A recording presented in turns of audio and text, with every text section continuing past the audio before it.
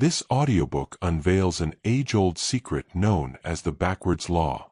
When you chase after what you want, those desires often retreat. Yet when you let go, life moves toward you. Learn how releasing becomes the doorway to receiving everything you long for. Deep within ancient teachings lies a revelation that unsettles common beliefs about success and achievement. Passed down through generations, this idea suggests that the very act of pursuing a desire can be what keeps it from arriving. Imagine water. When you clutch it, it slips away, but when your hand is relaxed and open, water rests easily in your palm. That is the heart of the backwards law, a simple truth hidden beneath layers of cultural conditioning. Society teaches that to obtain you must chase, to accomplish you must struggle, to triumph you must fight. Those efforts, however, create friction against the natural current of abundance. The harder you force, the more the world resists, preserving a perfect balance within the flow of life. Ancient masters of manifestation recognized this paradox. They taught that true power is not about coercion but about allowance, not about relentless pursuit but about becoming irresistibly attractive, not about demanding but about surrendering to the vast intelligence of the cosmos. When you loosen your clenched hold on your wants, something surprising happens. The things you pursued begin to pursue you. Opportunities that once felt distant arrive at your door. Scarcity that shadowed your days opens into generosity. This is not supernatural trickery. It is natural principle. Just as a flower does not strain to bloom, and a river does not force itself to the sea, your deepest desires do not need to be wrestled into existence. They require only that you permit them. The backwards law teaches that your influence springs from being, not from doing, from inner knowing, not from frantic seeking, from embodying what you want, not from grasping for it. This subtle shift from frantic chasing to calm receptivity unlocks the infinite resources of the universe. Right now you stand before this old wisdom. The road ahead demands no more heroics, only awareness. No more struggle, only surrender. No more force, only flow. In an unassuming corner of a busy city lived Henry, a painter whose work carried a longing to be seen. For 15 years he knocked on gallery doors, mailed portfolios, followed up with anxious calls. The more he chased recognition, the more it escaped him, like fine sand slipping through his fingers. Then, on a cold morning, worn out from pursuit, Henry did something he never expected. He surrendered. "I paint because I must," he murmured to his empty studio, "not to win approval." In that instant of letting go, the energy shifted. Within weeks, a respected curator noticed his pieces on display in a tiny cafe where Henry had left them casually. The recognition he had been hunting now came to him. This principle works with unerring subtlety. Tight grasping produces resistance. The very vibration of wanting pushes away the thing you seek. It is like running after your own shadow. The faster you chase it, the farther it flees. For 2 decades, Margaret hunted for love with such intensity that there was no space for it to appear. Each date felt like an interview. Every encounter was freighted with expectation. Only after she found peace in solitude and softened her need for partnership did love arrive naturally. Men who might once have felt repelled by her desperation now pursued her attention. The universe moves through paradox. What you chase tends to run away, while what you allow naturally enters your life. This is not mere spiritual poetry. It is a fundamental truth about energy and consciousness. When you stop trying to manipulate the river of life to serve your will, you realize you have been standing in your own current all along. As you take this wisdom in, you are invited to practice the gentle art of release. Sit quietly and breathe. Bring to mind something you have been struggling to obtain: success, love, money, recognition. Notice the tightness around that desire. Now picture your hands opening and releasing the chase into the vastness. Breathe and say within, "I release my frantic need for this result. I trust in perfect timing. What is meant for me cannot miss me." Repeat this daily and observe how the world answers your surrender with surprising gifts. In a sprawling metropolis, James chased wealth with relentless discipline. He rose before dawn with plans and strategies, consumed seminars, read every manual, and worked until exhaustion blurred his clarity. Despite the hours, financial ease escaped him like morning mist. James embodied a common misconception, that success is the product of epic striving. Yet nature teaches otherwise. Flowers do not strain to open, rivers do not force themselves to the ocean. They simply embody their essential movement. Quantum science hints at a related mystery. The act of observation influences outcomes, and ancient Eastern teachings elevate non-doing as a supreme skill. When James finally collapsed into surrender, he discovered his striving had been the resistance blocking abundance. The moment he relaxed his grip, the universe began to conspire on his behalf. A chance meeting led to an effortless partnership and, within months, prosperity flowed. Eleanor, a writer burdened by mindset and deadlines, had spent years forcing words onto blank pages. She suffered under the heavy hand of expectation until one day she stopped trying. She took long walks, allowed her mind to wander, and suddenly stories poured through her as if they had been waiting for her to step aside. Struggle is not the road to success, it is often the wall that prevents it. When you release control over every outcome, you align with the natural current of abundance. This is not resignation, it is an active, receptive stance that attracts rather than chases. Imagine the ocean. You cannot clutch water, but an open palm invites it. This is how all desires are magnetized. The universe responds to your state of being, not to the quantity of your effort. To begin practicing, find a quiet place, sit undisturbed, and become aware of an area where you have been striving. Feel the bodily tension of that effort. With each exhale, let it go. Visualize your desires as leaves floating on a stream. Let them drift. You need not chase them. The current will carry what is ready to come to you. In a great city there lived a merchant named David who tried to orchestrate life with such tight precision that joy slipped away from him day by day. Each morning he scheduled every minute, mapped out every conversation, and attempted to steer outcomes with relentless planning. The more he sought to control events, the more life seemed to rebel, producing results that felt chaotic and disappointing. This pattern will be familiar. The harder you attempt to shape reality to your design, the more it resists. The backwards law teaches that control itself becomes a kind of imprisonment. When you clutch happiness as if it were an object to be held, it becomes as elusive as trying to hold water in a closed fist. Martha lived like David.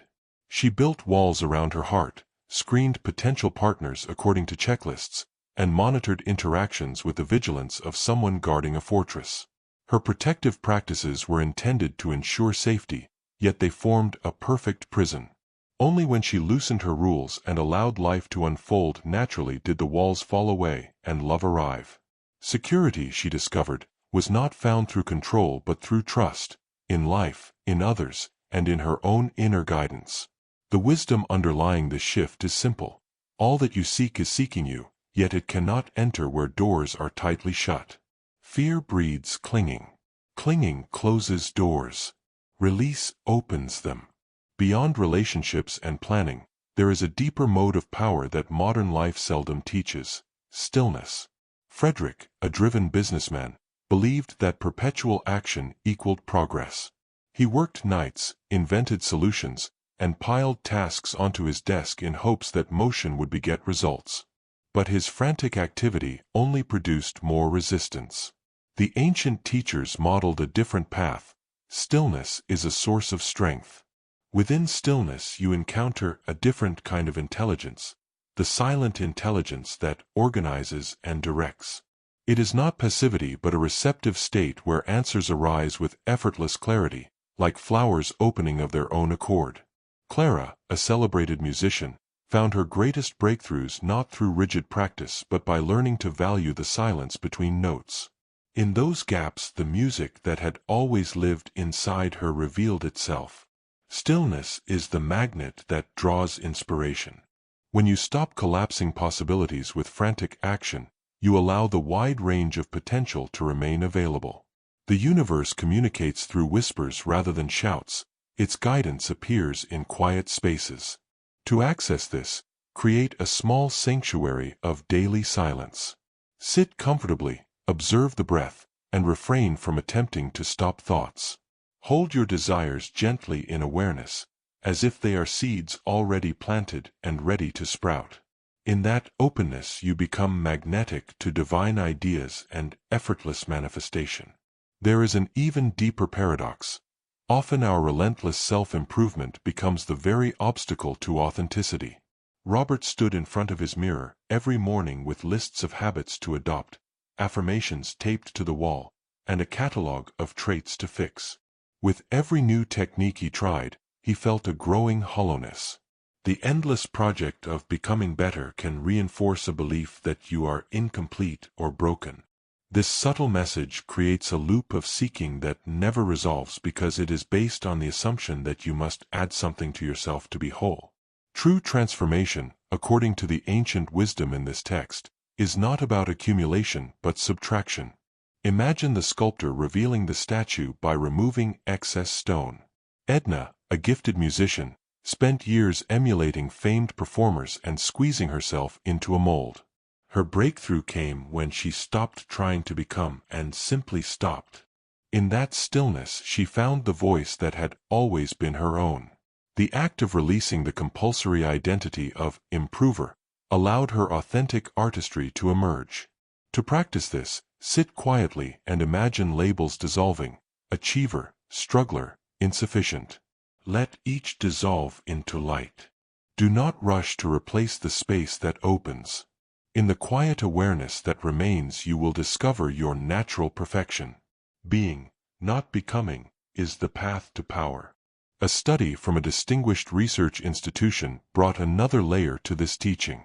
Charles, a scientist, had his understanding of reality shaken when he observed that the act of witnessing quantum particles affected their behavior. This startling scientific result mirrors the ancient notion that observation itself alters facts. The simple ability to step back and become the watcher of your own thoughts and emotions creates a decisive shift. Instead of identifying with a fleeting mood, "I am anxious," you learn to say, "There is anxiety present." This small linguistic difference breeds a gap between awareness and content, and it weakens the hold of reactive patterns. Beatrice used this practice in a time of deep anxiety. By cultivating the role of observer, she stopped being swept away by emotional storms. She discovered the liberation that comes from holding feelings at arm's length and noticing them pass like clouds. In that witnessing, the grip of habit loosens and real freedom emerges. The marketplace offers a practical lesson in non-force. Arthur had honed every persuasive technique a salesperson could learn, executing pitches with practiced precision. Yet business success remained distant. One morning, debilitated by illness, he stood quietly behind his stall and offered simple, genuine smiles to passers-by. Without pressure, more people stopped. The authenticity of his presence attracted what the hard sell could not. This is the essence of reverse effort. When you stop pushing, you become findable. Dorothy's long search for companionship ended when she surrendered the hunt and embraced her aloneness. In that space, someone arrived whose presence felt like recognition rather than acquisition. Whether in sales or relationships, the energy of relaxed presence draws connection.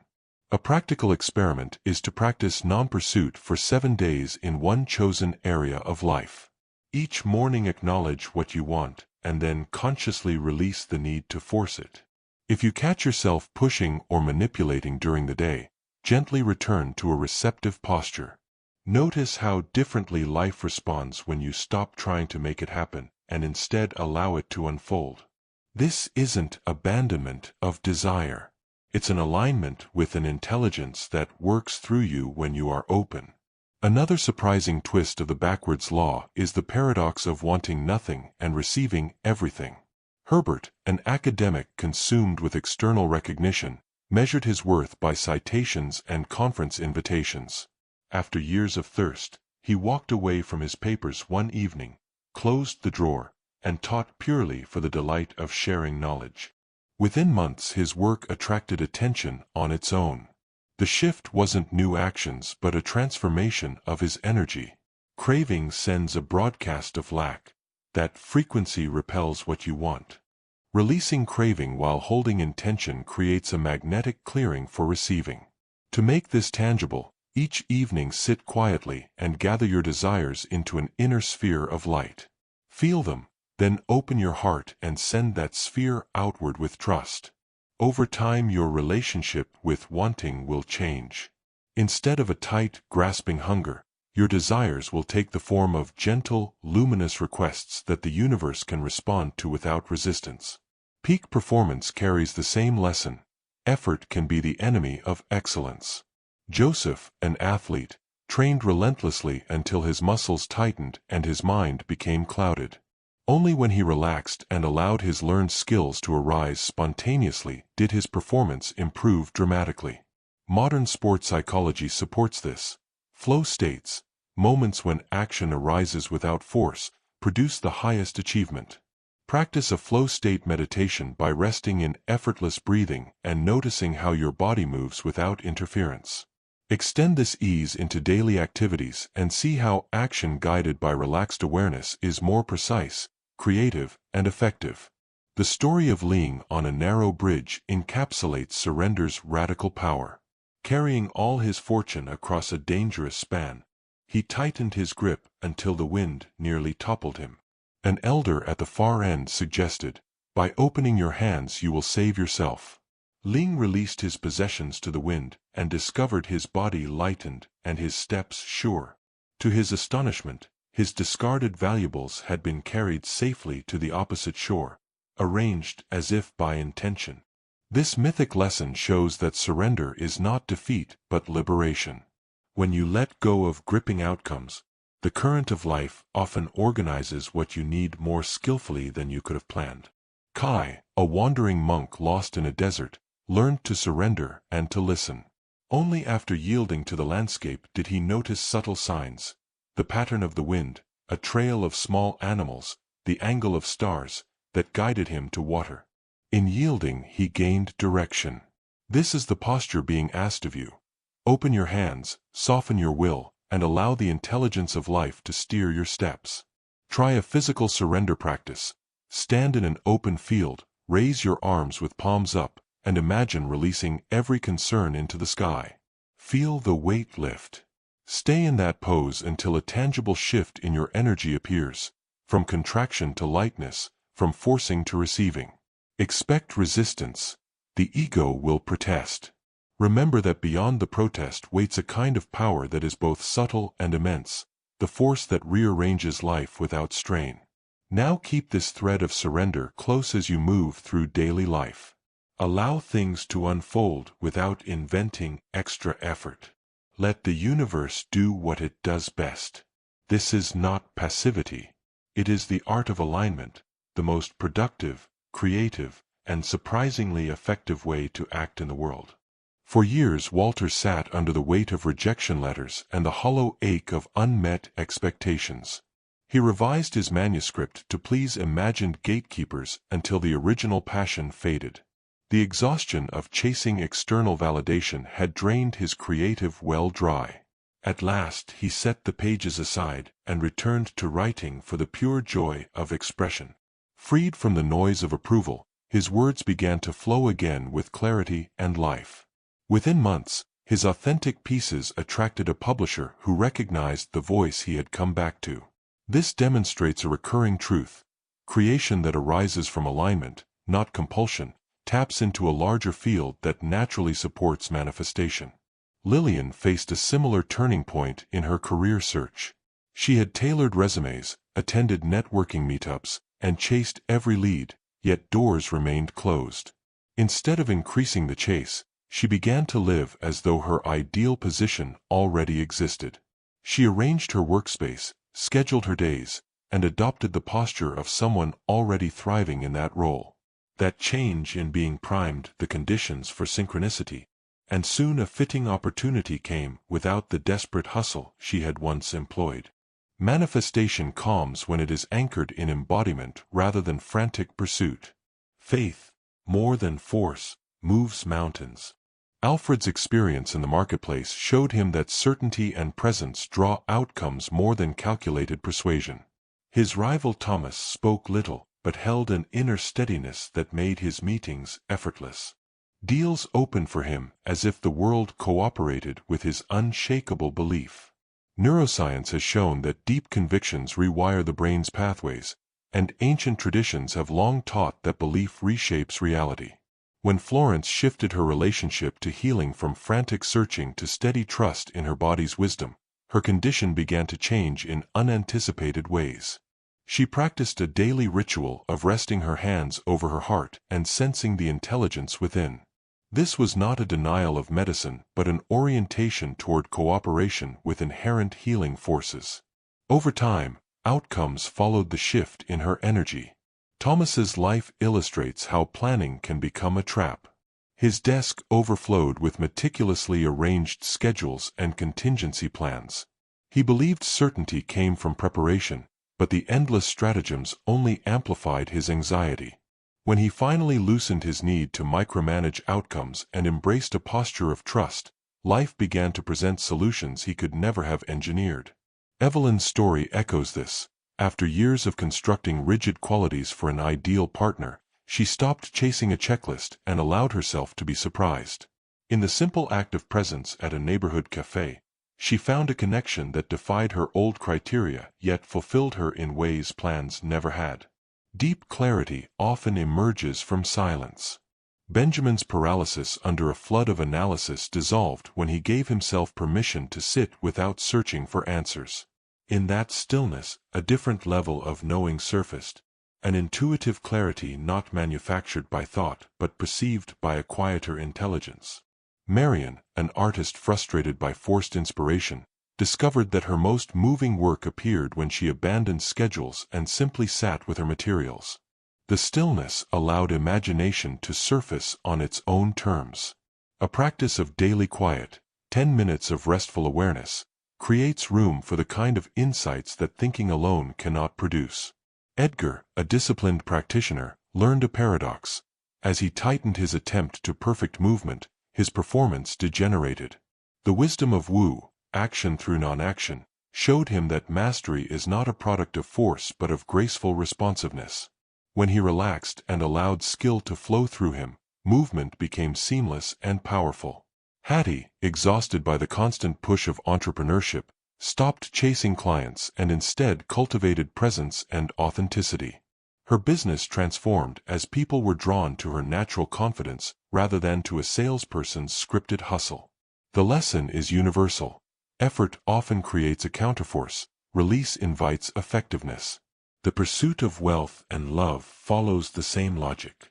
Frank amassed financial strategies and seminars, convinced that the correct method would finally solve his lack. His relentless pursuit broadcasted a vibration of scarcity that repelled abundance. When he shifted from chasing to embodying abundance, when he moved through life as though prosperity were already his posture, opportunities surfaced with surprising ease. Rose, who had chased romantic connections with anxious energy, found that the moment she cultivated self-worth and treated herself as complete, love came without the frantic search. Embodiment changes the field. It rewires how others and life itself respond. Less often spoken is a strategy that yields more, identifying the vital few actions that produce the majority of results. Oscar's overloaded schedule kept him busy but ineffective until he pared down to what truly mattered. The principle of the vital few, echoed across spiritual practice and practical productivity, reveals how elegant simplicity produces disproportionate impact. Beulah's healing emerged when she simplified protocols and tuned into what resonated most deeply with her body. The effort detox is a powerful practice. List all your obligations, then remove or delegate what drains energy without meaningful return. Allow the universe to direct your inspired moments rather than trying to sustain constant motion. Uncertainty, pursued wisely, opens doors. Harold's need for microscopic control imprisoned him in a cautious life. When layoffs forced him into unknown territory, His creativity expanded and unforeseen opportunities emerged. Mabel, a merchant whose route was destroyed by a storm, found new markets by embracing the unknown and venturing into new trade paths. To grow, you sometimes have to step away from the map and trust the possibilities that appear when you stop insisting on certainty. The paradox is that letting go of the compulsion for certainty produces more favorable outcomes than clinging ever could. Non-resistance is another pathway to ease and power. Leonard learned by watching a river. Resistance creates turbulence and waste, while yielding finds the smooth path forward. Agnes, who fought seasonal shifts in tourism, finally accepted the rhythm of quieter months and used that time to innovate. The period she once resisted became sources of renewal and strategic advantage. Observe where you habitually push against life. For 3 days, set the intention to flow rather than fight. Notice how your energy softens and solutions arrive from unexpected angles. Non-resistance does not mean passivity. It means engaging skillfully with what is present rather than draining strength on what cannot be changed. The first true step to freedom is radical letting go. Ling carried his wealth across a narrow bridge, and a wise traveler suggested opening his hands to survive. By releasing his treasures, he discovered that surrender lightened his body and sharpened his movement. When he reached the other side, his possessions had been gathered and arranged as if guided by a benign intelligence. Kai, lost in a desert, learned to yield to his environment and follow subtle cues that revealed the way to an oasis. These stories are not merely illustrative, they point to a practical truth. Surrender often produces safer and more fruitful passage than stubborn control. Practical surrender practices help make this real. Stand in an open place, palms up, and imagine letting go of every worry. Hold the pose until you feel the inner shift from tension to ease. Begin each day with a moment of release and continue to return to it whenever you feel the compulsive urge to manipulate outcomes. Expect resistance. The ego will object. But with patience, the habitual grip loosens and a steady, receptive power takes its place. For many, the idea of accomplishing more by doing less seems counterintuitive. Yet the universe often rewards the wise disposal of excess action. The art of allowance invites you to stop checking the pot for signs. The gardener who waters and trusts allows growth to occur on its timetable. Gertrude's art career blossomed when she stopped micromanaging opportunities and let her work be seen. She continued creating, but she withdrew the frantic interference that once blocked doors. Over time, invitations came from galleries that had previously ignored her. The field responds to trust. When you cease to bat at doors in anxiety, life opens them courteously. This pattern extends to happiness. Wilbur raced toward one achievement after another, always postponing joy until the next milestone. It never arrived. Blanche, who lived simply at the edge of town, discovered that joy is present in the ordinary light at morning and in small moments we usually overlook. Happiness is not a destination to be achieved, it is a quality to be recognized now. For 7 days, pause 3 times daily and notice 5 small wonders around you. Let them fill you fully. With practice, your default state shifts from chasing pleasure to recognizing it. Living as if you already have what you desire is a potent act of alignment. Norman stopped the endless rehearsing of future success and began acting from the perspective of someone who already possessed his goals. He dressed differently, spoke differently, and chose differently. This subtle embodiment shifted his reality as if the world adjusted to his new frequency. Edith's career as an author materialized when she began operating like a published writer and carried the confidence of one whose books were already in the world. These changes are not fakery. They are honest recalibrations of internal signal that the outer world naturally mirrors. Unshakable certainty is the engine that makes these practices consistent. Eugene replaced his doubt with absolute conviction and watched his circumstances rearrange to match his inner state. The stories of genius and leadership are filled with people who knew first and proved it later. Cultivating certainty is not arrogance, It is remembering an inner capacity that has always been present. For the next 7 days, choose one desire and hold it in unwavering knowing. Move through the day as if doubt is a foreign language. Notice how your reality shifts. In a dense forest of plans and deadlines, Archibald learned the lesson that nature had always known. Power comes from aligning with the path of least resistance. He spent years forcing business strategies, piling on complex systems, and pushing harder when results lagged. Yet his efforts produced exhaustion and diminishing returns. The world often rewards elegance rather than brute force. Water carves canyons without rage, light follows the easiest route, lightning finds the path of least opposition.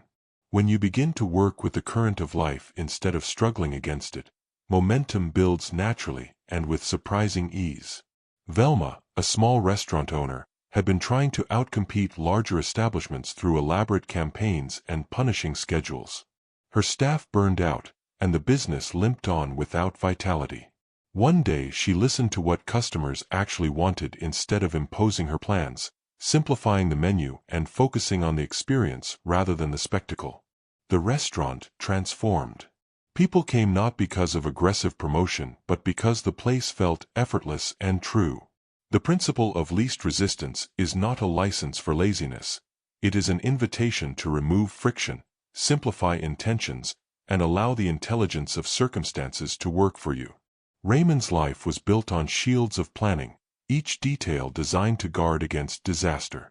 He believed the fortress of preparation would protect him from suffering, but the inevitable effect of such tight guarding was a life shrouded in fear. Ironically, his very defenses created the tension and friction that eventually manifested the problems he feared. When he finally dropped the architectural plans of his future and surrendered to possibility, something subtle and radical occurred. Fear softened, and life began to present opportunities that could not have been designed in advance. Surrender does not mean nihilism. It means replacing anxious control with open receptivity. The current of life is not chaotic. It is intelligent beyond your narrow forecasts. Doris experienced a similar transformation after a season of profound loss. When everything seemed broken, job, home, relationship, she stood at a threshold of nothingness. Instead of desperately clinging to fragments of her past, she chose to surrender wholly to whatever came next. This act did not produce immediate miracles, but over time doors opened that she could never have forced. New work emerged, love reappeared in unexpected form, and a deeper sense of peace settled in. The miracle was not primarily external. It was internal. Surrender dissolved the contracted mindset that had been the real barrier. The practice of full surrender can be more radical than it sounds. It begins with small, daily acts. Release the need to check for outcomes. Stop micromanaging every interaction. Let an appointment breathe without overscheduling. These moments train your nervous system to trust. Create a morning ritual in which you consciously set down the heavy habits of control and speak a brief declaration of allowance. Let those words sink into your body as if you were removing a weight from your shoulders. The brain learns through repetition. The more often you choose surrender, the more natural it becomes. Walter's return to authentic creation demonstrated this principle. When he stopped optimizing his writing to please others and returned to the pleasure of the craft, the universe met him halfway. Lillian's career shift echoed the same truth. Living inwardly as if the desired job already existed altered her interactions, posture, and confidence in a manner that invited opportunity. Trust does not mean inactivity, it means acting from a different place, one of inner alignment rather than frantic scarcity. When you practice the balance between surrender and inspired action, you become a co-creator rather than a frantic architect. Consider the seed. It visualizes nothing, yet it grows because it both allows and acts. It sends roots down and a shoot up. Your role is similar. Take steps that feel enlivening and unforced, then step back and allow the field to ripen. Milton learned this watching a potter whose hands moved with purposeful gentleness. The clay found its shape through intention married to softness. Action without attachment is not cowardice. It is the precise skill of attuning your will to a larger intelligence. the art of allowing calls for practical change. Choose a small action that moves you toward a desire.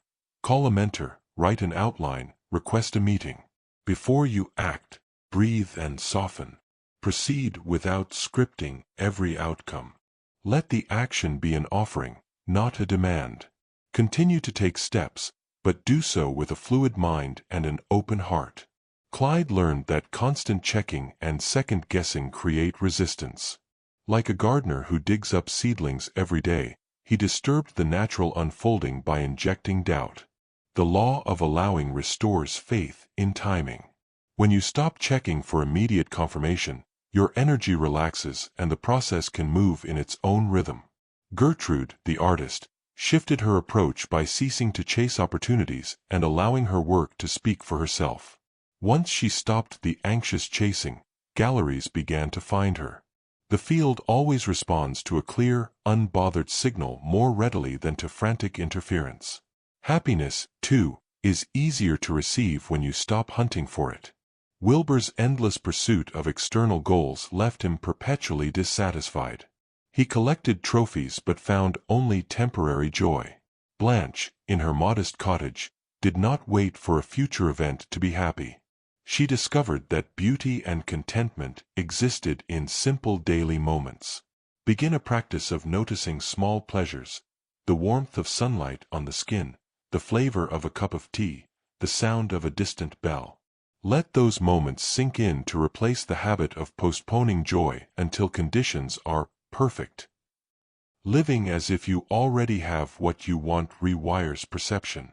Norman's shift from rehearsing future achievement to inhabiting success now changed how others perceived and responded to him. Edith's subtle adjustment, from act as though published to simply being that person, acted like a signal that brought practical opportunities into alignment. Embodiment is a direct communication to the world. You are not pretending. You are aligning internal frequency with a possibility you intend to attract. Unshakable confidence is not arrogance but the restoration of an inner clarity. Eugene found that when he ceased doubting his intrinsic worth and replaced fear with quiet certainty, his outer circumstances reflected the inner change. Those who bring this quiet assurance into the world find their path opens in unexpected and fluid ways. Intention without doubt acts like a magnet that organizes situations into their matching forms. In concrete practice, choose one desire and let it become the center of a certainty practice. Speak and act from the place where the desire is already fulfilled. When doubts rise, observe them without feeding them. Repeat this for a week and notice how decisions appear simpler and how the world begins to align. This is not a guarantee of instant miracles, but a retraining of your internal coordinates so that you move in the direction that naturally attracts fulfillment. Remember that the path of least resistance does not mean the easiest life. It means the most intelligent exertion. The universe often responds to graceful alignment with disproportionate support. The less friction you create, the more accurately the current of life can carry you toward what best serves your growth. Let go of the idea that struggle equals worth. Instead, cultivate the art of clarity, simplicity, and responsiveness. For years Joseph trained until his body ached and his mind filled with worry. He believed the secret of victory was more repetition, more analysis, more intensity. His muscles tightened, his timing blurred, and the prize continued to hover just out of reach. Then, in a moment of quiet surrender, he discovered a different route. Mastery emerges when you stop forcing it and allow the intelligence of your body and practice to reveal itself. Instead of micromanaging every motion, he learned to trust the wisdom that had already been embedded through years of preparation. When he loosened his grip and allowed movement to flow, performance became effortless, precise, and powerful. This is not about giving up training. It is about removing the interference that effort often creates. Across cultures the same insight is echoed. Peak expression arises in states of relaxed attention rather than clenched control. Modern sports psychology calls this a flow state, where action and awareness merge and the inner critic falls silent. To access it, begin with a simple practice of effortless presence.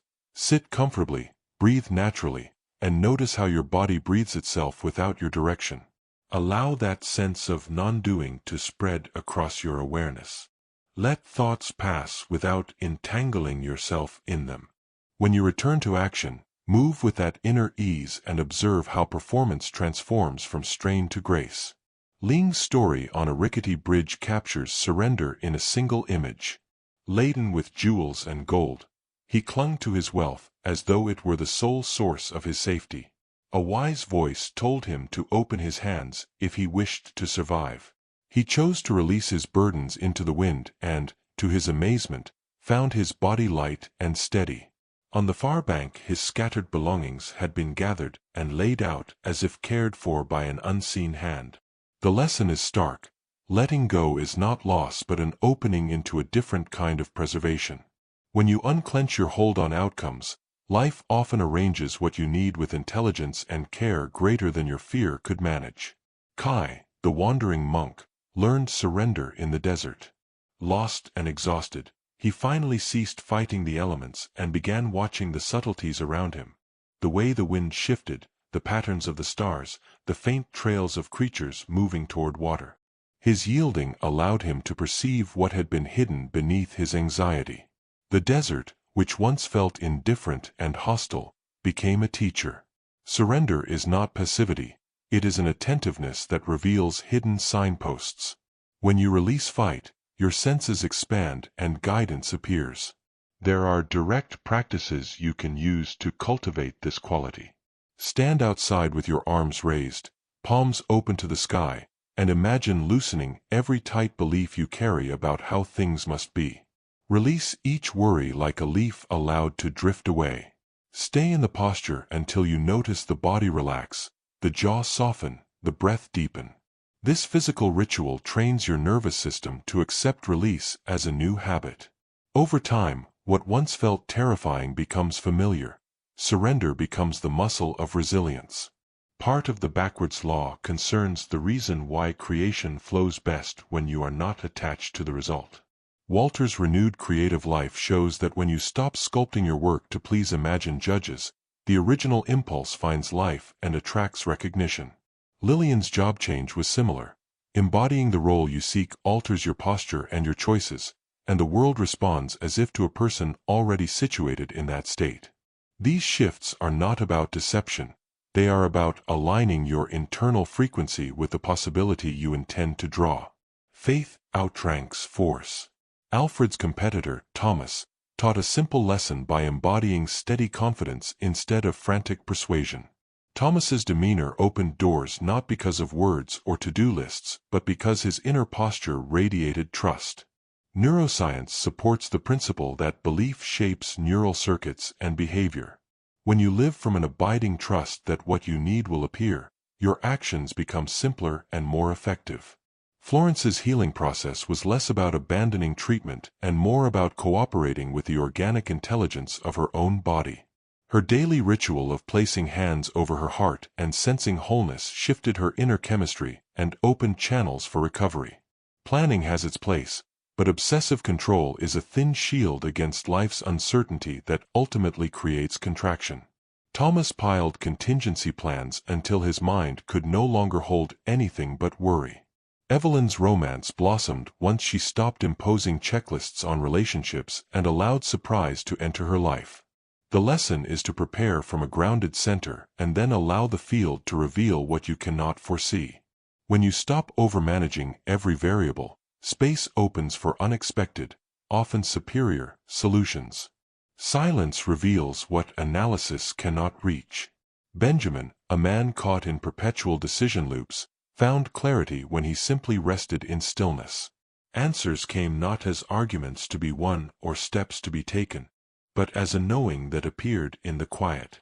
Marion, the artist, experienced similar breakthroughs when she stopped imposing schedules on creativity and simply sat with her materials. The stillness amplified inner signals, allowing inspiration to surface with ease. 10 minutes of daily quiet practice is enough to begin retraining your mind toward receptivity.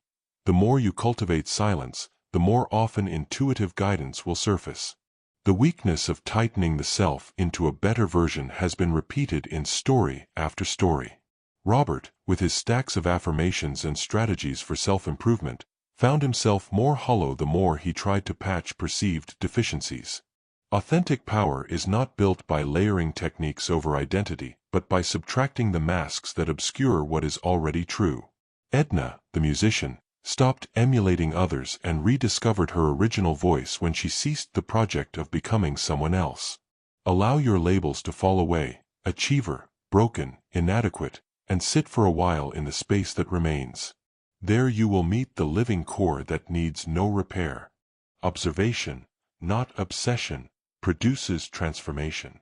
Charles's scientific discovery that observation alters particle behavior gives a modern echo to ancient teachings. To witness without being entangled opens a field of choice. When Beatrice learned to observe her anxious thoughts rather than identify with them, she gained freedom. She moved from "I am anxious" to "there is anxiety," and that slight linguistic shift created a new gap between self and sensation. Practice this shift when a strong emotion arises. Say quietly, "There is fear," or "there is anger." Let the emotion have its place without allowing it to define you. In that space of witnessing, your choices widen. Arthur's sales counter became a classroom in authenticity. After years of high-pressure pitches that pushed customers away, his quiet presence, offering genuine smiles and honest listening, pulled people in. Authenticity is magnetic because it communicates confidence without needing to prove itself. Dorothy, who finally stopped hunting for a partner, learned that the internal shift matters more than outward effort. When you cease to broadcast lack, you become attractive in a new way. To accelerate this, assign yourself a week of non-pursuit. Pick one area where you have been pushing and practice release. Note how opportunities show up when you step out of the chase. The paradox that wanting nothing attracts everything can feel counterintuitive, but the pattern shows itself in Herbert's academic career. When he stepped away from chasing citations and simply taught for the love of knowledge, recognition found him. Desire, unaccompanied by craving, becomes an open request rather than a gripping demand. Each evening, collect your keen wishes into an imagined sphere of light, then send them outward with trust. Over time, your sense of yearning will transform into luminous intent that the universe can respond to without resistance. Joseph's lesson about ease and effectiveness extends to every human endeavor. The moment you relinquish the clutch of over-control, your ability to express skillfully emerges. Mastery is not the opposite of relaxation, it is its partner. Practice moving through your day with a lighter touch. When strain appears, pause and recenter into breath. Allow action to come from a place of relaxed focus rather than tension. The world will respond. For years, Frank devoured books and attended seminars convinced that the right strategy would unlock abundance. He collected formulas and systems as if stacking bricks to build a safe fortress around his finances, yet his bank account remained stubbornly thin. The frantic search for a method broadcast a frequency of lack that the world echoed back. Only when he shifted his inner signal did the outer reality begin to change. He stopped chasing money as an object to capture, and instead lived as if prosperity was already informing his posture and choices. His shoulders loosened, his speech softened, and a quiet confidence emerged that drew opportunities without flashy effort. Clients began to find him. Investments presented themselves without the desperation he once carried. The lesson was unmistakable. Abundance is a state you cultivate more than a result you seize. Rose learned the same lesson in matters of the heart. Years of anxious dating and constant scanning of rooms for potential partners had left her exhausted and invisible to the very thing she sought. When she chose to treat herself with the love she had been asking of others, something shifted. Her magnetism changed from needy to radiant. She stopped attending events out of hunger and simply lived in her delight. Love arrived not because she engineered it, but because her presence resonated with what she desired. Embodying your desires rewires your energy field. It signals completion and thereby invites matching experiences. The art of doing less and achieving more is not an excuse for laziness but an invitation to focus on what actually matters. Oscar discovered this through ruthless simplification. His calendar had been a badge of honor, full from dawn to dusk, but filled mostly with tasks that dribbled energy without moving the needle. By prioritizing the vital few activities that generated the majority of results, his workload shrank while his impact multiplied. He delegated, declined, and eliminated distractions, replacing busyness with meaningful effort. This is the paradox of effectiveness. Less is often more because it concentrates intention and reduces friction. Beulah's healing journey echoed the same truth. She had followed complex protocols and busy schedules that left her more exhausted than restored.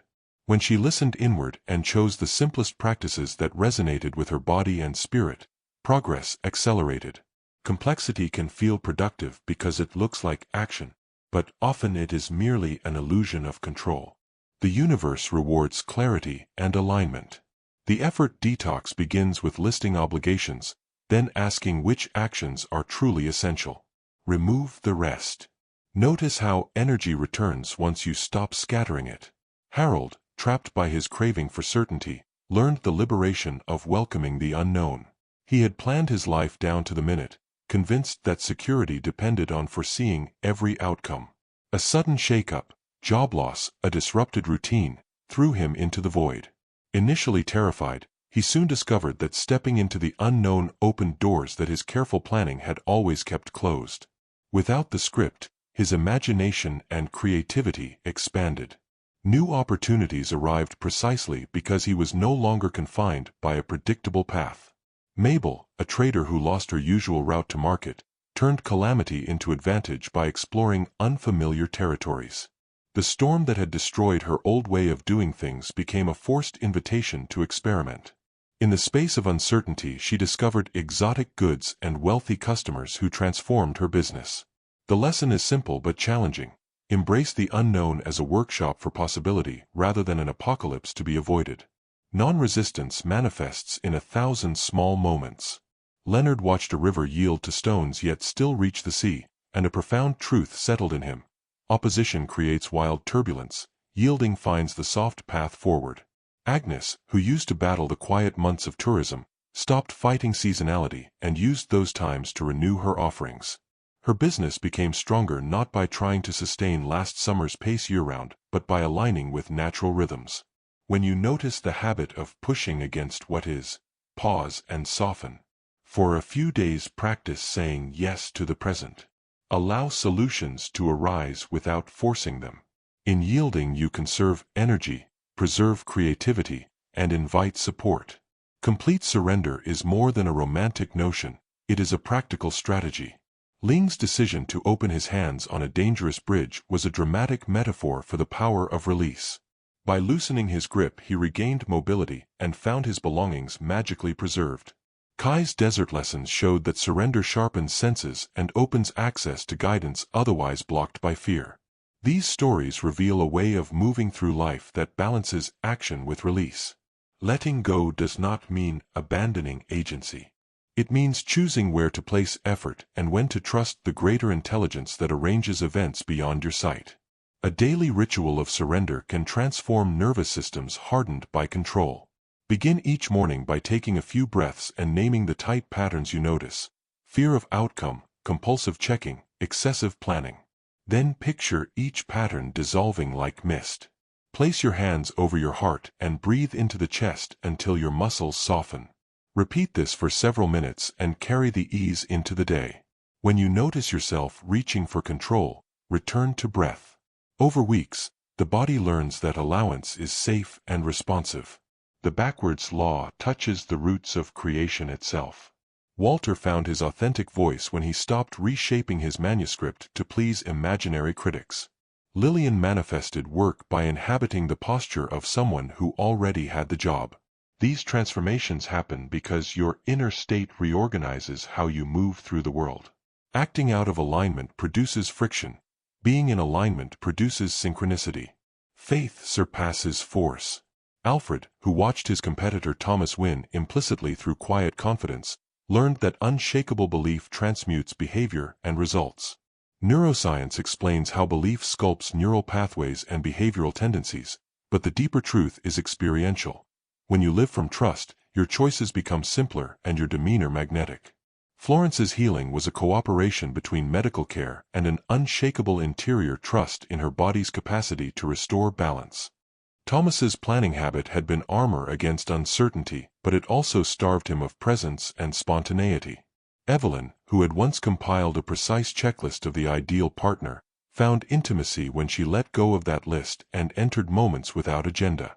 Her openness allowed a genuine connection to emerge, one that would have been incompatible with a rigid template. The practical invitation is to prepare where useful and then release the compulsion to control. Silence is a field of answers. Benjamin found clarity not in more thinking, but in restful attention. Marion's best paintings surfaced when she sat with materials without demanding a masterpiece.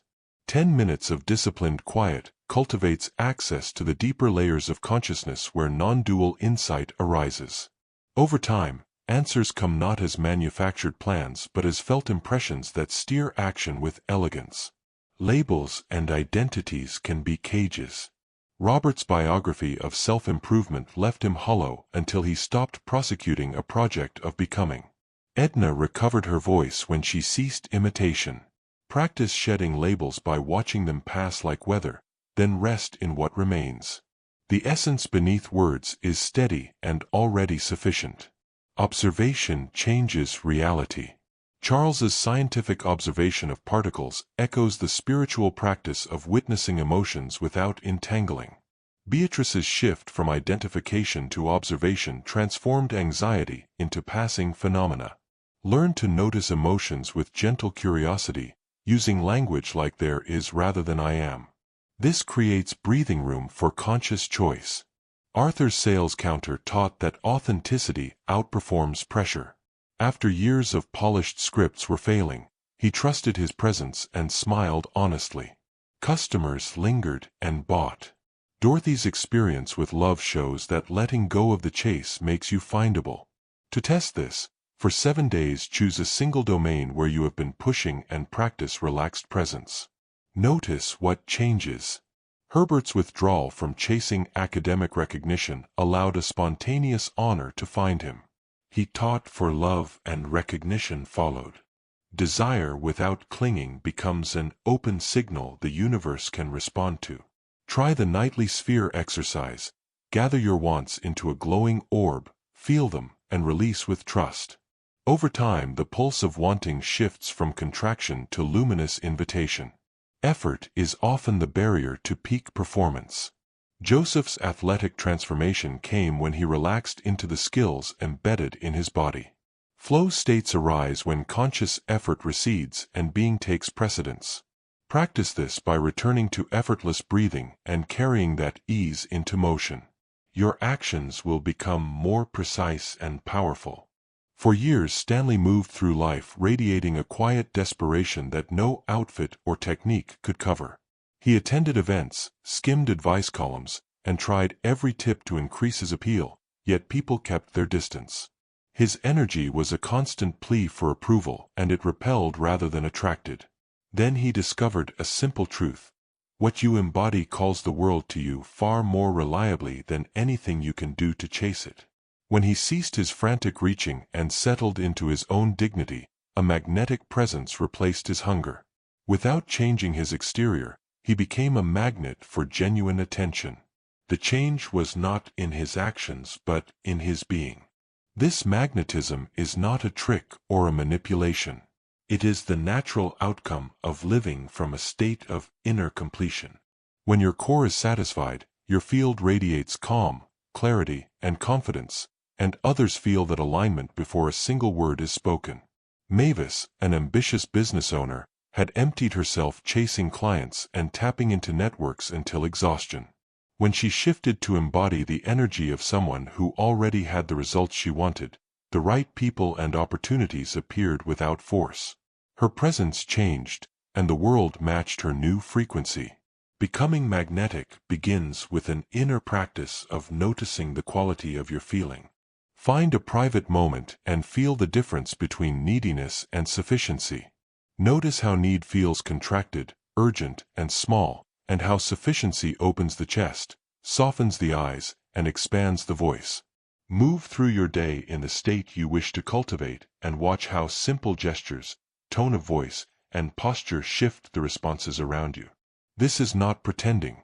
It is aligning your internal map with the territory you want to live in. Yet magnetism alone is not the whole story. The art of creation requires a delicate balancing of surrender and inspired action. Too often people mistake surrender for passivity and therefore avoid doing anything at all, as if giving up means ceasing to care. The seed that becomes an oak does not merely visualize, it pushes roots into the soil and reaches for light. The universe partners with action but not with frantic attachment. Milton discovered this when he watched a master potter at work. The potter's hands moved with assured purpose while remaining tender to the clay. Each motion was decisive and unobtrusive, a perfect marriage of intent and allowance. Milton learned that effective action flows from a relaxed center and that doing can be both purposeful and surrendered. Sylvia dreamed of opening a seaside cafe and waited for a perfect sign from the cosmos before taking a single step. One morning she noticed a child building a sandcastle with focus, but without a sense of ultimate ownership. The child worked, allowed the tide to change, and continued, engaged but unattached. Inspired, Sylvia began small practical steps toward her dream while keeping a light-hearted detachment about outcomes. She called landlords, tasted coffee blends, and drew up simple plans without demanding a particular result. Within months, a location and a lease appeared in an unexpected neighborhood that suited her better than her original vision. Action paired with playful surrender allowed life to rearrange in ways planning could not force. This balance is crucial because it prevents two mistakes: frantic forcing that creates resistance and passive waiting that never initiates change. The wise practice is to move forward with gentle intensity, take steps that feel alive, then release them like offerings. Choose a small, specific action that advances a desire. Breathe, soften, and then do it without scripting the outcome. Let the action exist as an offering rather than a demand, and be willing to adjust according to the intelligence that responds. Allowing is a subtle art. Clyde discovered that constant checking and verification sabotage creations. When he planted seeds, he dug into the soil daily to see if anything was happening, and in doing so he disturbed the process. The law of allowing invites you to set intentions, act with clarity, and then step back to let the unfolding happen on its own timeline. Gertrude's career blossomed when she stopped micromanaging every exchange and allowed her work to be seen. Invitations came naturally once she withdrew the exhausting energy of persistent interference. Happiness also responds to this inner architecture. Wilbur placed joy firmly in the future, creating an ever-moving goalpost he could never reach. Blanche, by contrast, shifted from postponement to appreciation, finding the fullness of life in small, ordinary details. Practice noticing 3 simple pleasures during your day: a sound, a texture, a passing color. Let each of these small moments become entire experiences rather than background noise. In doing so, you discover that happiness is not what you obtain later, but what you recognize now. Living as if you already have what you desire is an act of embodiment that rearranges perception and opportunity. Norman stopped rehearsing his life as a series of potential future triumphs and began to inhabit the posture of already having arrived. The interior posture changed his decisions, speech, and demeanor, and soon circumstances reflected his new state. Edith's book deal seemed like a coincidence to others, but it was the natural result of someone who had adopted the identity of a writer long before the world confirmed it. Embodiment collapses the distance between inner conviction and outer form. Certainty is the fuel behind these transformations. Eugene replaced doubt with quiet conviction and watched life reorganize itself to match his inner landscape. The people and opportunities that align with absolute knowing tend to appear when you no longer ask for evidence. This is not arrogance but clarity. It is remembering your capacity to hold a truth without proof. For a week, commit to one desire and refuse the currency of doubt. Move, speak, and act from the place where the desire is already true. Notice how your language changes and how decisions simplify when certainty replaces worry. The principle of least resistance returns as a practical navigation tool. Archibald's business suffered because he equated effort with value. After learning to identify the simplest effective path, he removed friction and allowed progress to accelerate. Nature's intelligence always finds the easiest route to express force, whether water carving a canyon or roots slipping into earth. When you choose the path with the least friction that still moves you toward your aim, you conserve energy and invite more support. A final step toward freedom is fearless surrender. Raymond's life had been a fortress of vigilant control built to protect him from imagined threats. Ironically, the very walls he raised trapped him in fear. When he surrendered to life's flow completely, the need to manipulate outcomes dissolved. Doris, who had faced total loss, found that after surrendering to the present moment, new doors appeared. Work, love, and peace arrived not because she coerced them but because she removed the inner blocks that had been misaligning her field. Complete surrender requires courage. Practice it by bringing your deepest fear into mindful awareness and allowing it to be present without pushing it away. Sit quietly and feel how resistance contracts the chest and how acceptance softens it. The field does not reward resistance. It responds to openness. When you release the iron grip of worry, you create a space that life eagerly fills with intelligence, support, and grace.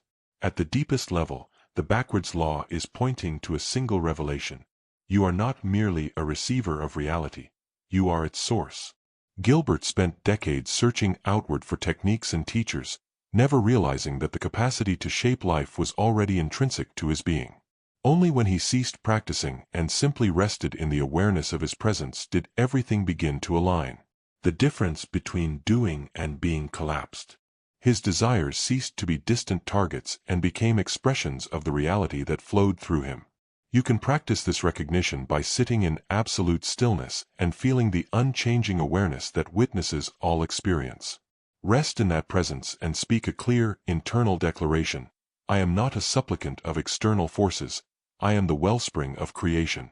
Bring this knowing into your day not as an idea but as a felt reality. Allow it to guide how you move, speak, and choose. In living this way, you move from friction to flow. Your actions become offerings. Your desires refine into invitations. The world stops being a place to win and becomes a mirror that reflects the presence you carry. When you embody this truth consistently, you do not merely attract successes. You become a force that effortlessly shapes experience. 4 years Norman rehearsed success as if it were a distant play he hoped to audition for. Each morning he stood before a mirror, repeating affirmations and fine-tuning habits meant to sculpt a future self. Yet the inner voice that whispered not enough persisted, creating a gap between his outer efforts and the inner conviction he sought. The paradox is simple. The subconscious responds not to wishful statements but to embodied reality. When you move and speak as if your desire already exists, your nervous system aligns and your decisions change. This alignment sends a coherent signal into the world, and the world responds. Norman altered his daily routine to reflect the life he intended to live.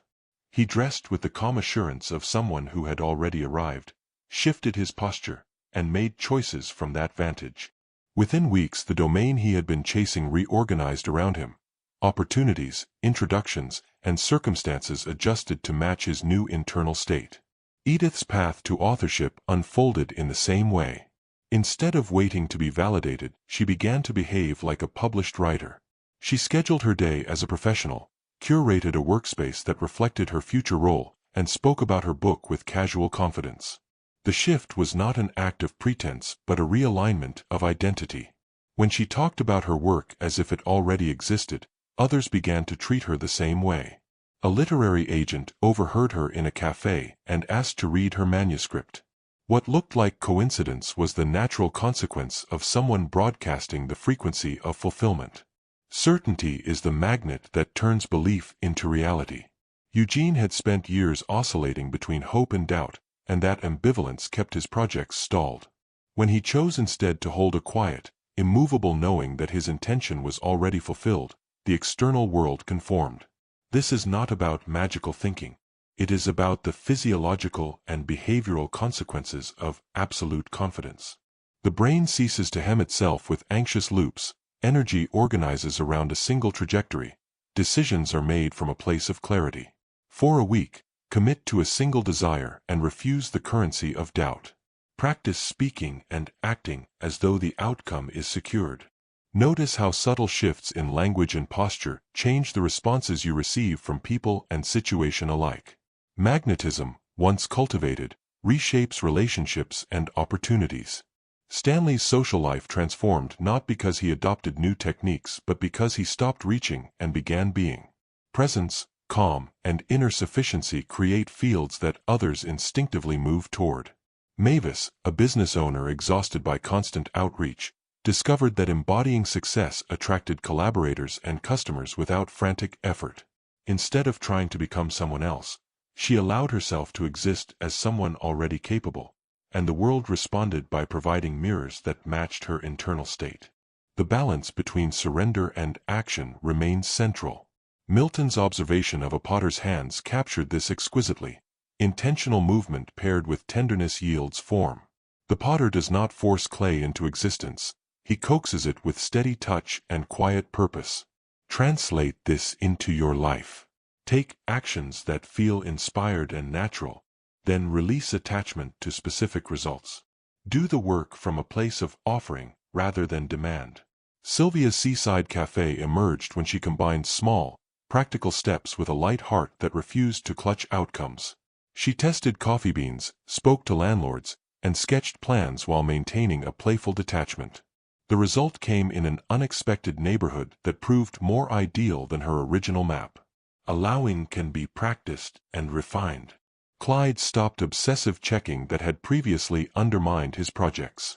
He set intentions, acted with clarity, and permitted time for the field to respond. When Gertrude stopped micromanaging every opportunity and allowed her work to be seen, invitations arrived without the frantic chasing she had once relied on.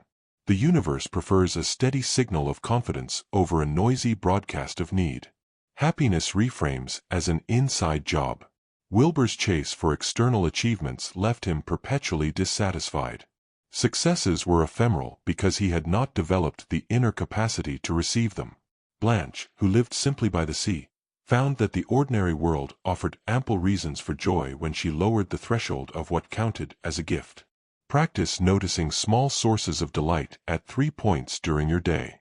Slow down enough to feel the texture of each moment. In doing so, you cultivate a reservoir of presence that no external success can fully supply. Embodiment is not a trick but an intentional alignment. Norman and Edith both illustrate that when you inhabit the state you intend to attract, the world organizes accordingly. This is a practical recalibration of identity rather than a deception. The person you are being sends signals, tone of voice, posture, decisions, that ripple outward.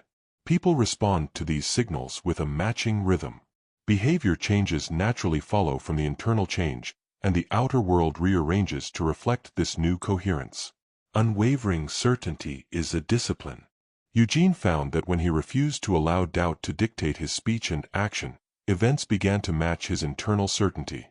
The practice is deceptively simple. Pick one desire, hold the knowing that it is fulfilled, and continue your day from that place. When doubts arise, observe them without entangling and return to the felt sense of completion. Over time, this discipline reshapes decision-making, social interactions, and the quality of opportunities that appear. The path of least resistance is not about choosing the easiest route for its own sake, but about seeking the path that requires minimal friction while still moving you toward your aim. Archibald's business recovered when he stopped equating busyness with value and instead looked for the simplest effective steps. Nature's intelligence demonstrates this at every scale. Rivers carve valleys by following the easiest channels. Lightning follows the path of least opposition. You can apply the same logic in any decision. When presented with multiple credible options, favor the one that aligns with ease and flow. Make that choice for one day and observe how the universe supports the path that meets it halfway. Fearless surrender is the culmination of these practices. Raymond's protective walls kept his life small. When he finally let them down, he found that the world had never been as fragile as his imagination claimed. Doris's descent into apparent loss eventually opened a new life that felt more expansive than the one she had tried to keep. The act of surrender does not mean losing agency. It means leaning into wholeness and letting the intelligence of life partner with your chosen movement. To practice fearless surrender, bring your greatest fear into the light and allow it to exist without resistance. Breathe into the chest, notice the contraction, and let your breath dissolve the tightness. Stay there until the sensation shifts from alarm to acceptance. Make this a regular practice. The more you invite the feared content into your field with compassionate curiosity, the less hold it has over your choices. At the deepest level, the backwards law points to a profound identity shift. You are not merely a passive receiver of circumstances, you are the source from which events arise. Gilbert's years of study and searching faded into clarity when he simply rested in awareness. The insight was not an intellectual triumph but an existential recognition. Your conscious presence is not separate from creation, it is the ground that gives rise to it. When you live from that recognition, your desires no longer exist as remote objects but as expressions of your own being. To anchor this, take a short practice of absolute stillness. Sit and rest in the awareness that notices. Allow this silent presence to expand until it envelopes the sense of self. In this field, speak internally, with no drama, the truth. I am the source of what I experience. Let the words settle as a felt realization rather than an idea. Then carry that felt certainty into your actions, speech, and choices. Over time, the social and material world will begin to reflect the coherence of your internal landscape. For years Gilbert had wandered through libraries, temples, and teachers, convinced that the missing key to creation lay somewhere beyond himself. He collected techniques, memorized rituals, and practiced methods until his hands ached and his curiosity dimmed. Yet the profound revelation that changes everything did not arrive from outside. It arose when he stopped all seeking and rested in the simple clarity of presence. In that stillness he recognized a fact that had been whispered across ages. You are not merely influenced by reality. You are the font from which it flows. This recognition is not an academic idea. It is an experiential pivot that alters how every moment is lived and how every desire is met. When you treat yourself as a source, action becomes different. Choices are no longer frantic attempts to patch lack, they are expressions of an already complete center. The energy behind a choice shifts from scarcity to offering, from grasping to contribution. Your work is no longer performed out of anxiety but as a natural extension of who you are. This subtle realignment resonates outward, reorganizing circumstances in ways that feel both effortless and inevitable. Instead of pushing to make the world fit your plan, you become a living instrument through which life composes its responses. The stories that populate these pages are not exceptions but demonstrations of a consistent pattern. When being precedes doing, life answers in kind. People like Walter, Lillian, and Edith did not fabricate fortune by force. They changed their internal orientation and the world followed. The field of experience is responsive to the quality of your presence in the same way that a calm lake reflects the sky more clearly than a churning sea. The practice, therefore, is to cultivate a presence that is steady, receptive, and luminous. A practical way to begin is through a daily ritual of declaration and quiet. Each morning, before the noise of the day asserts itself, sit in stillness and recognize the awareness that witnesses thought and feeling. Breathe into that witnessing field and quietly affirm, not as a coaxing wish but as a recognition, that you are the source of your experience. This is not a mantra to be repeated mechanically, it is an invitation to rest in the reality that underlies all moments. As you carry this tone through the day, your actions will gradually shift from effortful attempts to graceful responses. Magnetism arises naturally from such a foundation. Stanley's transformation from seeker to presence is an example. When need dissolved, others were drawn to him without persuasion. Mavis found that embodying her desired state changed her circumstances without additional hustle. The logic is simple. When your inner field is complete, it emits a coherence that matches with people, situations, and opportunities of a similar frequency. You begin to move through life in a way that makes finding easier. Doors open, introductions happen, and what once required force now flows across your path. Balance is essential.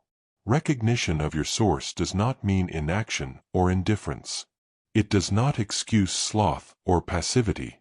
Rather, it refines action into inspired movement. The potter's hands, the athlete in flow, the writer who writes from joy, all act. Their actions are not frantic, they are deliberate translations of inner alignment into outer form. When you act from that place, your efforts are amplified because they are supported by an underlying intelligence that coordinates far more than your personal will could achieve. You begin to notice how small, elegantly aligned steps create outcomes that used to require far more pushing.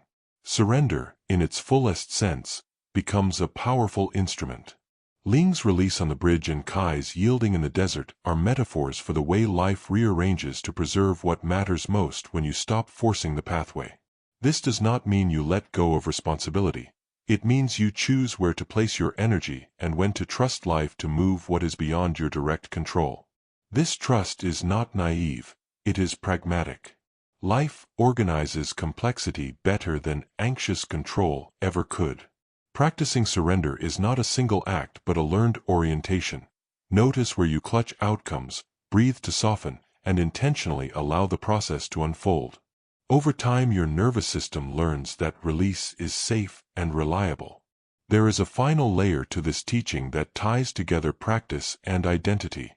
When you realize that your awareness is not separate from creation, your relationship to others changes. You stop seeking validation as though it will produce worth and instead offer presence as a contribution. You stop measuring love as a scarce commodity that must be secured and instead share it freely, knowing that giving does not diminish your supply. Business decisions cease to be frantic attempts to dominate markets and instead become offerings that invite reciprocal engagement.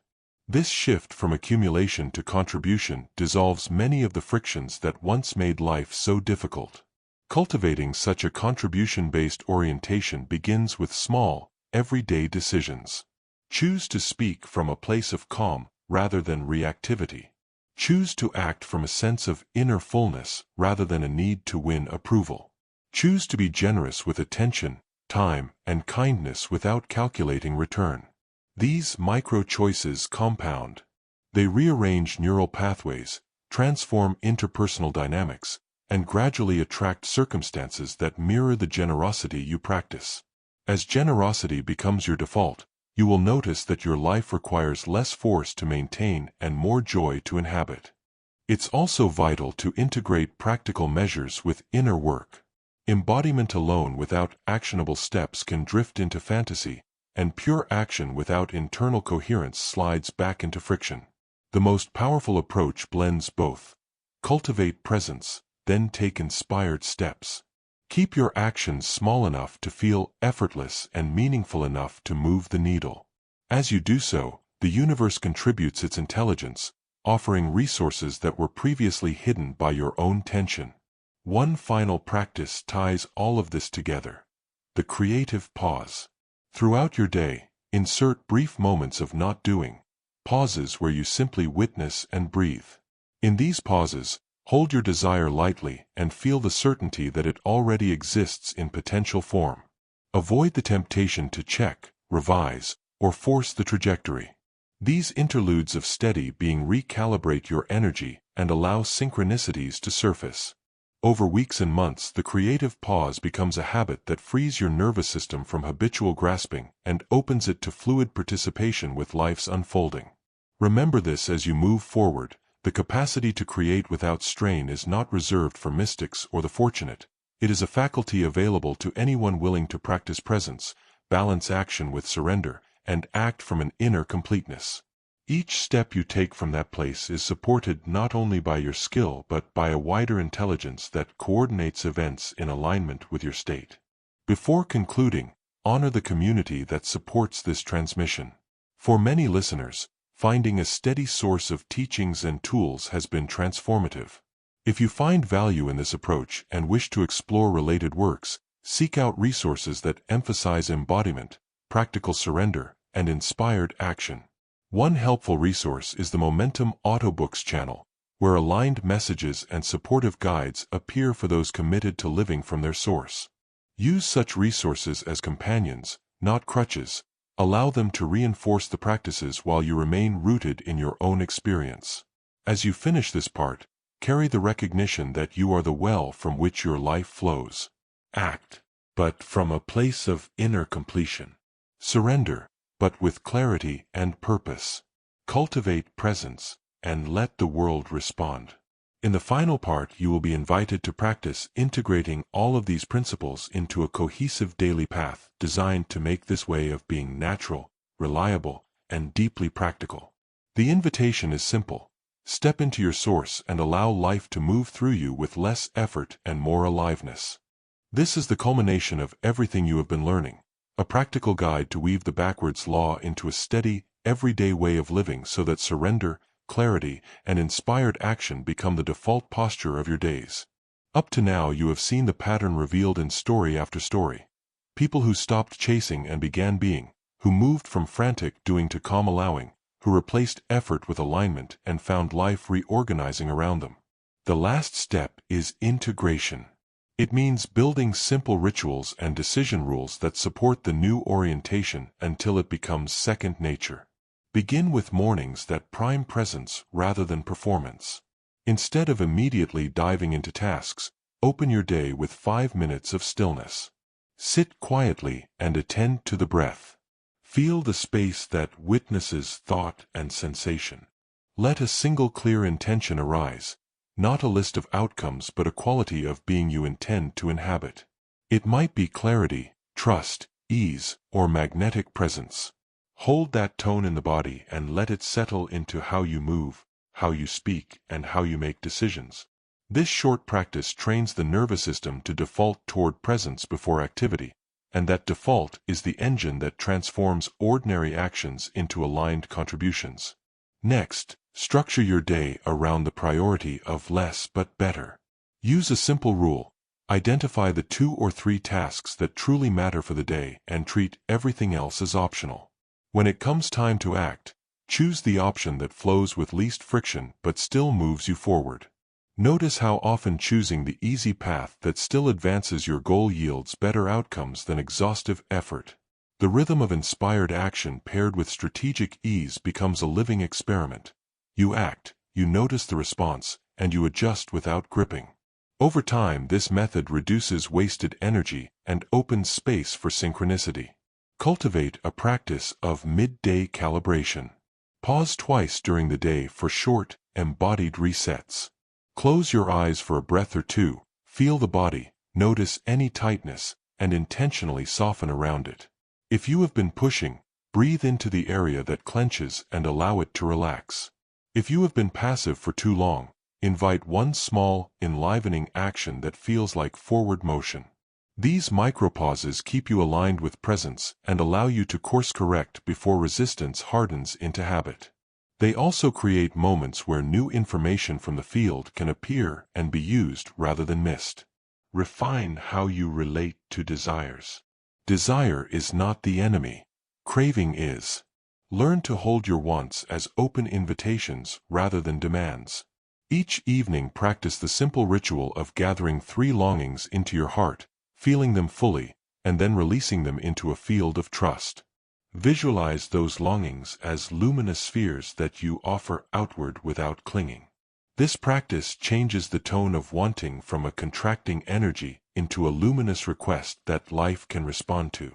Over weeks, you will notice the frequency of desperation decline and the frequency of calm attraction rise. Make decision-making fluid by using ease as an indicator. When faced with options, ask which choice feels lighter, which path aligns with curiosity rather than fear, and which step can be taken with clarity and minimal friction. If multiple options are viable, select the easiest one that still moves you forward and commit with a relaxed heart. If doubt surfaces, do a short embodied reset and choose again. The habit of choosing ease does not mean taking the path of least commitment every time. It means avoiding self-created resistance that wastes vitality. It trains you to act from energy and presence rather than from anxiety.